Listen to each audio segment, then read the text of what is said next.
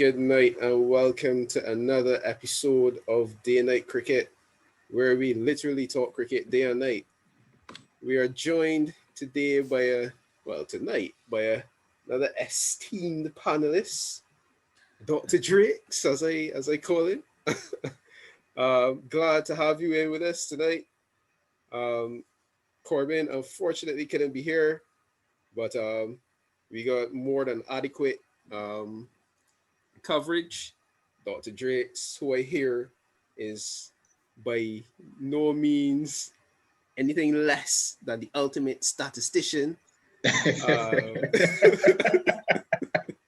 So you're trying to set me up. So I don't know. We might be in for a stats film night with the stats guru here already. All right, then. No Drake's in too. They got a lot of work to do, Kwayne, though, boy. Up against a lot here. Looks that way. But tonight we're going to talk a little bit about T20 cricket and about, you can mention the IPL and some other leagues as well. We're going to look to bring it home, though, towards a more West Indian perspective and look at how T20 cricket has impacted our cricket in the West Indies. Has it made us a better T20 side? Has it depleted our test reserves? Has it affected how our players view playing cricket for the West Indies versus making a living? We're going to try to dive in to all of these things here tonight. So guys, glad to have you all here again, as I said. And let's just jump in right away. Drake, so I can give you first crack at this because new ball.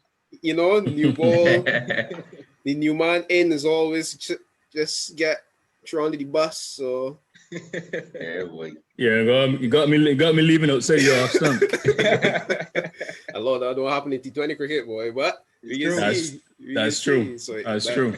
Better play a shot. But yeah, how do you see it? What are your views in general on how T20 cricket has impacted cricket for the West Indies specifically? Okay. I think first of all, I would start by saying that I think T20 is a positive thing that came about in cricket. Guys that are older than us, and Kurt and I are in a cricket chat together. And there are a couple older guys who feel like T20, it has no value for them, right? They don't see that as being real cricket in a sense. And I think if we go back to when international T20 started, some of the top teams at the time probably didn't take it too seriously, because I remember Australia, who was, probably number one team in Test cricket, one-day cricket at the time, losing to England. And that was the time when England didn't really have a side like what they have now. But obviously we've seen the developments in T20 with both internationally and with the franchises. As far as how it's impacted West Indies cricket, I think definitely within the last decade, we have to say, and there were a couple positives because we did win 2 titles, right? And when else did West Indies senior team win a title? The time before that would probably be Champions Trophy, 2004. And I think the development of players who would have participated in the IPL, obviously Chris Gayle, Pollard, Dwayne Bravo, those guys, Nicholas Pooran of more recent vintage, has helped our cricket in terms of our T20 side, West Indies T20 side, and so on. We've also had Andre Russell and Sunil Narine being prominent players in there, but when last have they really played for the West Indies, right? Narine, because of his action, and I guess he's not feeling comfortable bringing that on the big stage to be scrutinized. Russell, the impression I get is that Russell at 30, little bit years old, has the knees of a 60-something-year-old man. So we haven't really gotten much from the two of them in terms of the development that the IPL and T20 franchise cricket would have brought to bear. But I think from the other guys, we have been able to gain something because they have been able to contribute to T20, West Indies T20 team outside the World Cup, and somewhat to the 50 over as well. Right. Interesting opening views there. I can tell that you opening batting quite a bit back in the day. Kyle, what would you say to persons who are of the school of thought that this T20 thing is it's not real cricket, as we just heard. It's you go, you have a little fun and that's it, but it ain't nothing to take serious. What would you say to the persons with that view? You know when you ask me that question. You know exactly when you ask me that question. I set you okay? He set me up. He set me up to look bad, you know what I mean? Never. Nah, T20 cricket has definitely had both positive and negative impacts on West Indies cricket, on our cricket. I can understand why some people may be at the school of thought that, it is the way forward and we perform very well because we won 2 World Cups, whatever the case.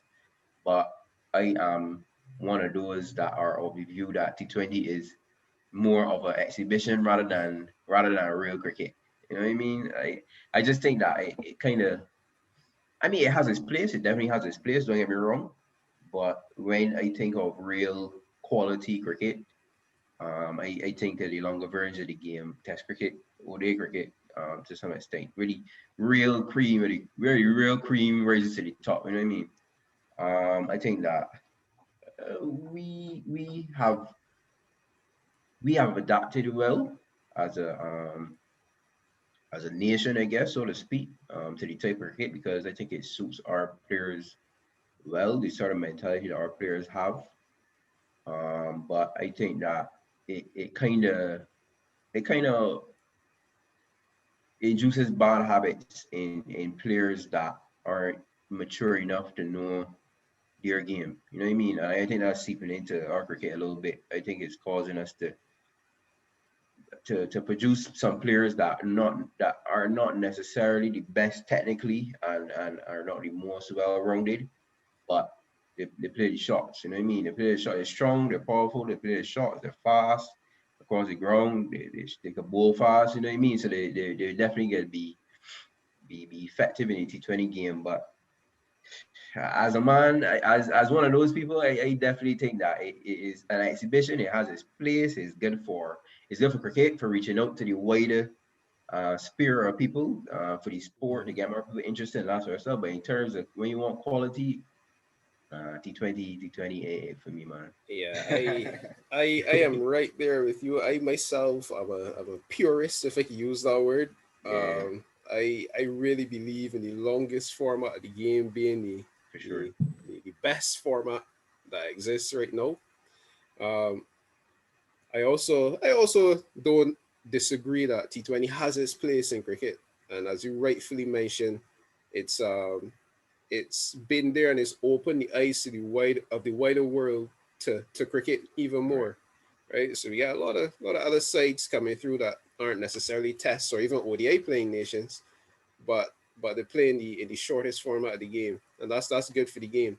But to touch on a topic and a theme that came up there just now, Kyle, you mentioned something that I think is very important, and that is that it could be detrimental to players who don't necessarily know their game. They just get carried away a bit with bad habits. Kurt, what do you think about that? Because as we bring it home to West Indies cricket, is it fair that I can make that assessment and say that this has happened or is happening in West Indies cricket right now. Would you agree?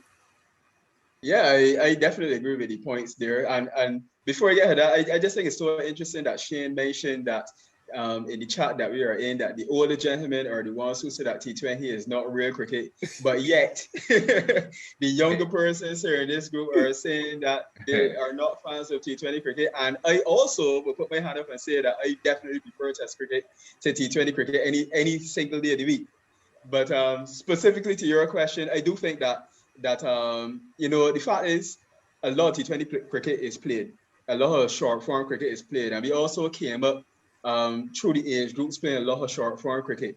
So the fact that we do not play a lot of first class cricket relative to let's say the persons in Asia or in England and whatnot, I think that we don't have enough opportunities perhaps to really hone our skills in playing the longer formats of the game, right?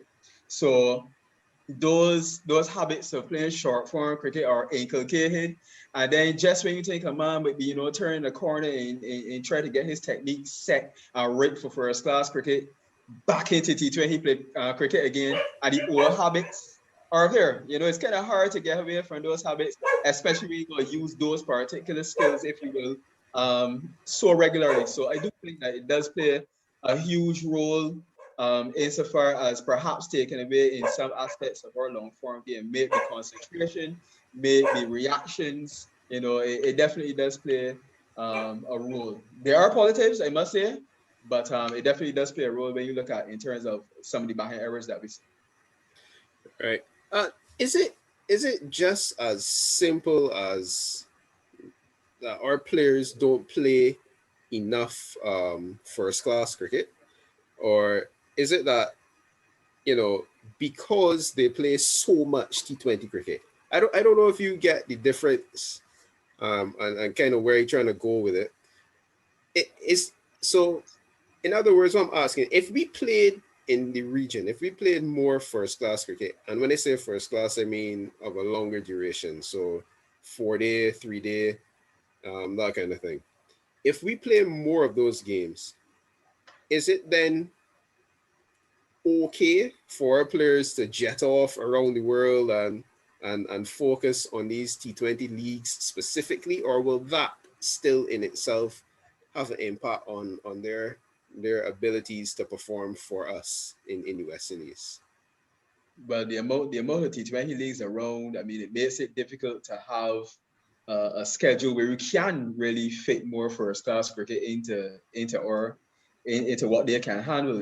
It's kind of difficult. Right now, we have to take a break in the international schedule and most first class schedules, if not all, for EPL. But I don't think there's any other break for any of the other T20 leagues in the world. So at the end of the day, if a player is generating a lot of growth in their brand by playing T20 cricket, then they're more likely to choose T20 cricket over playing first class cricket. I mean, and at the end of the day, that's their choice, right? Yeah. I would love for some of these players to play more first class cricket. As you know, I'm a big Puran man, and I would love to see Puran in the test team. And the only way he can possibly do that is by playing more first class cricket, and that's what I would like to see. But I know that it's not as simple as that. Yeah, and I mean, I know it's an issue not unique to West Indies, because I just saw South Africa put out their probably third team or so, because most of the stars were at the IPL. Yeah. So in a recently concluded T20 series against Pakistan obviously doesn't have that problem because their players don't play in India. But you seen a situation where South Africa no, well, I'm not going to be so bold as to say if they had their first 11 or their first side that they would have rolled over Pakistan by any stretch of the imagination. Not with one Babar Azam still alive. A But big one. but it seems like this thing of T20 cricket, yes, it's here to stay, and yes, we accept that it's here to stay, and we have to find provisions and ways around it for our players. But coming back to you now, Drakes, is it a case for us in the region in the West Indies where we think that this format is robbing us of potential test players, a format that we've been trying to compete in and to rebuild since. I mean, I think I was born in the rebuilding phase, and I still think it's happening. And so is it that we're losing? Is it that this format is taking our players away from Test cricket?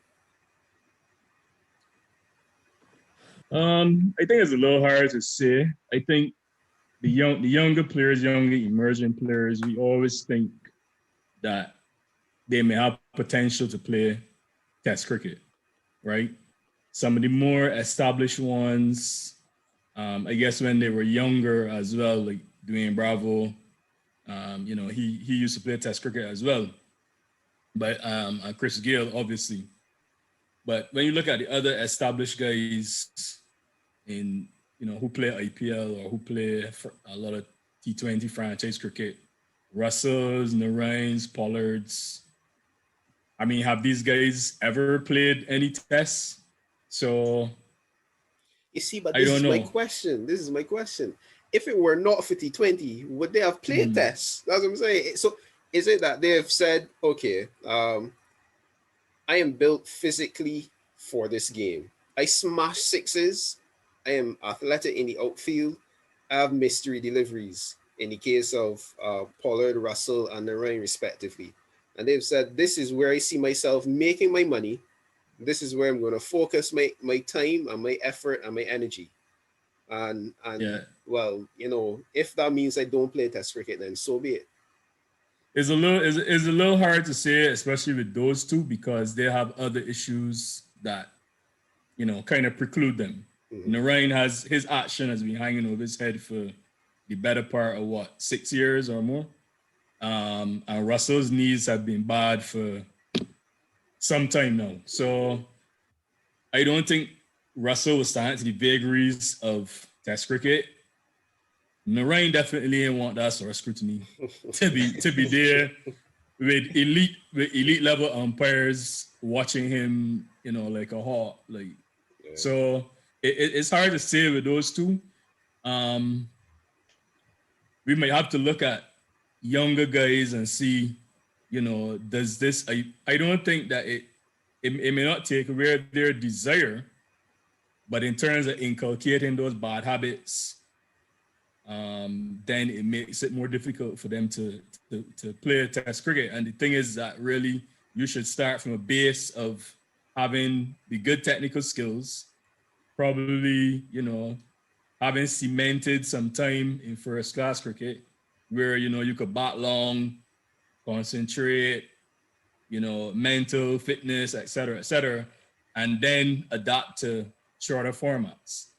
Because there were guys like, classical batsmen, Sangakkara and those guys and some others, some others that did do well in shorter formats of the game. So, whereas if you're going to try, like, okay, you start out playing T20 and then you're going to build a test game from there, I don't think that is really, that's not really the way that is going to work. You need to build from the longer format and then adapt to the shorter. Yeah, I agree. The only one example I can really think of who did it the opposite way is David Warner. But you're very right. Most cricketers and most players tend to think that they have to have that base, and then you can expand your game from there. But I'm gonna bring it even closer to home here now. So, Kyle, I'm a youngster, right? I want to play cricket and I want to make my living from cricket. Am I going to play, let's say, 3 or 4 4-day matches? Well, maybe more than that now. So let's say maybe 10. I don't know how long the season is, but 10 4-day games a year probably make $50,000, maybe. I don't know if I contract it, just throwing out some average vague figures. Or do I smoke some sixes at will and collect $300,000 in 2 months. Boy. Yeah. Well, what say you? Boy, if I had to do it all over again, right?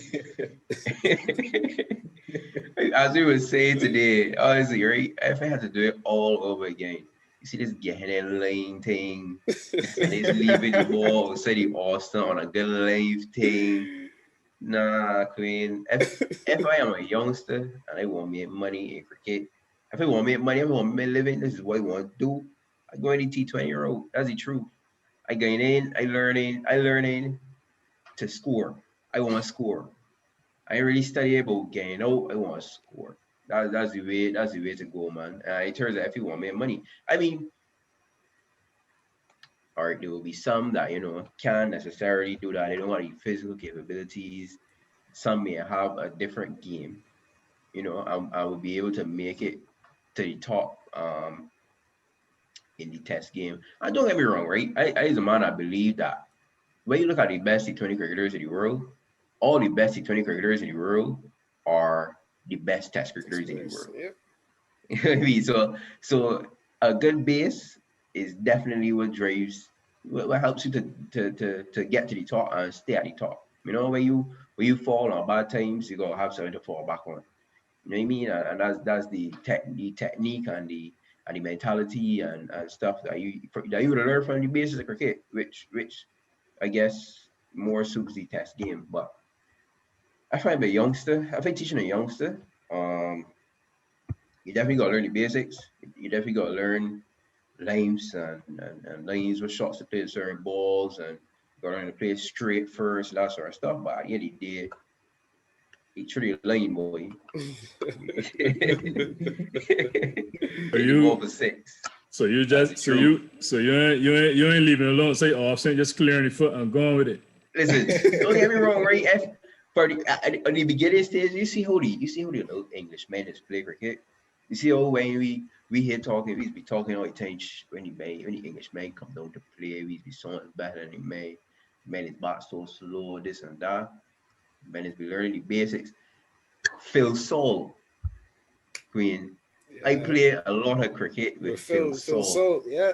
Yeah. For Harrison College Yeah. and Wanderers. At 14, 15, he was good, but he was, you know what I mean, regular, just like anybody, maybe not else. Yeah. the best boxer in the team or whatever the case. But look at Phil, no, because Phil had the basics, you know what I mean? He had the right training. And then obviously when he went back, he was able to expand the game from that, which is something that we don't take advantage of investing that we really need to sort out. Basics first, and then expand your game from there. You know what I mean? Right. Another some other very good points there, Kyle, for sure.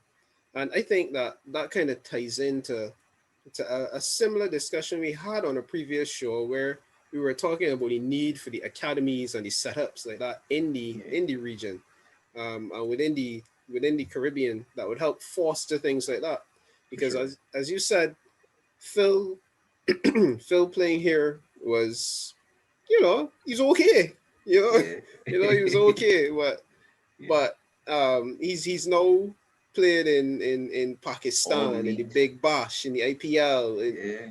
and England. yeah in the English league, and it really is testament as to what that solid foundation can do. Correct. But bringing it back to West Indies, now. So again, I'm a youngster. I've decided, okay, I want to make my living, and I'm going to play T20 cricket to do it. But West Indies struggling for a test opener. I have no interest in playing test cricket for West Indies and opening batting. I might be a splendid opening batsman, but I have no interest. Is there what do we say? Because we know how fans get and how persons get. I don't want necessarily just say the older generation, But I guess that's probably where most of the chatter comes from when it relates to playing for that pride within. I get the feeling that more of the younger generation play to earn a living, and the older folk see it as pride and having passion in where you are and who you represent and the nation that you represent. Where is the line between the two, Kurt? Where is the line between the two? Well, I think at the end of the day, everyone has their own decision to make. That's the first thing. You cannot just say, well, you are supposed to come up and play test cricket for the West Indies because of X, Y, or Z, history, etc. I do understand where we're coming from. We have a legacy to defend and all of that. But everybody has their choice to make any single occupation that they choose to go in and where they see their career going. And at the end of the day, this is also a career. It's not to say that when they play the cricket that they're not playing the cricket with pride. So if they choose T20, they're still representing themselves and they're also representing the West Indies, on a whole, even though it might not be a West Indies team. So at the end of the day, I think that if a player decides, you know what, I'm going to play T20 cricket and this is what this is what I'm about. I have a short career and I'm going to put my best years into making something for my family, then I can't fault a man for that decision, right? Now, Kyle would have mentioned there that most of the best T20 players are also good test players. And while that might be true for many persons, the West Indies as an entity, we've created a lot of strictly very good T20 players who've risen to the top. You're looking at Pollard, Simmons, Puran, Lewis, Russell, and then you can look further on and you will see that there are some players who just play T20 cricket, like Chris Green and these sort of men, and that's the choice that they have made. As you said, there are some people who's custom fake because unfortunately, we don't have a huge amount of talent in the West Indies. And I think that that's where part of the problem comes from. If we had other people to pick from, this won't be the issue. But because we have a little bit of an issue with generating world-class talent right now, or for the last few years, it has become problematic. But I can't cuss them out for that. I cannot cuss them out for that. Sure. Yeah, Drake's jump in here. What do you think? What do you think about the issue of making a living, earning a living, as opposed to playing for pride and passion? Well, people like to make it seem like if this is something new, but this the West Indies and the world went down this road already with Kerry Packer, which was before all of us were born, right? At that time, all the frontline West Indian players, Lloyd, Richards, etc., Croft, Greenwich, you name it, all of them went to Kerry Packer. And, the board basically blanked the men, right? But when Kerry Packer was over, they had to bring them back, right? And why did the men go to Kerry Packer? Because of money. They were not getting paid well, and the man went to Kerry Packer. So I mean, can we look at a Richards and a Lloyd and those guys and say they didn't have pride in themselves, they didn't have pride in representing the West Indies, but the men were getting a pittance. You understand? So there has to be a balancing act. And as Kurt rightly pointed out, guys know they have a certain shelf life. They want to meet here while the sun shines, as cliche as that sounds. But, that's what it boils down to. And this thing is also at a higher level too, because IPL, right? Every board gives a little window for IPL, right? Why is that? Because the BCCI is the board that got the most money in cricket. Yeah, boy. Understand? Indian players don't suffer in terms of how they get paid and stuff like that. Do you think that West Indies Cricket Board, South African Cricket Board, compete, etc., could tell the men, nah, you can't go. Yeah, can't compete. What gonna happen? You got Kerry Packer all over again. So that is the reason why, you know, you have to have that. And then when you look at the big cricket playing nations, those players usually get paid more than what West Indian players would also get. Although contracted West Indian players, especially if you're at an A level, would normally get, you know, compared to other people in the region, their salary is a pretty good salary, right? So those are all the things that you have to look at. So you know, I can't kill a man for saying, man, I can play T20 and corner some money, and you know, but I don't want to play Test cricket. You know, that's his choice, as Kurt said. Right. Yeah. I'm very much on board with those views as well. But Kyle, coming back to you now, um, what do you say? What do you say to the guys, to the fans that say, well, you know, West Indies cricket put you on the map, right? And now it appears that you've turned your back on West Indies cricket to go and play in the IPL and go and play all around the world. Well, what do you say to a fan that would think like that? Tough question, boy. Um, I feel like the fan would do the same. I mean, if a lot of times the fans aren't privy to a lot of the information that the players are, so we don't necessarily know. We could say, all right, a player might be getting this much money, but we ain't really.